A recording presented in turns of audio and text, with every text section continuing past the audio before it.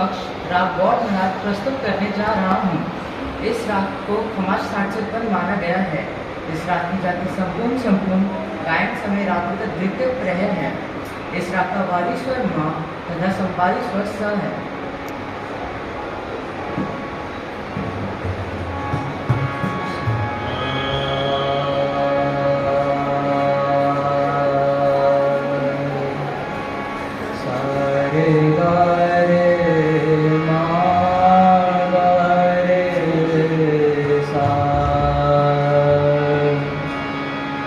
रे पा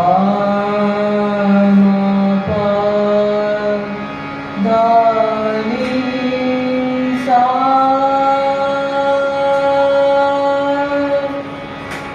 सा धा नी पा मा गा मा रे सा रे गा रे मा गा रे सा रे पा मा पा धा सा धा पा मा घुमड़ कर आई बदरिया घुमड़ कर आई बदरिया सावन की सखी लाई खबरिया सावन की सखी लाई खबरिया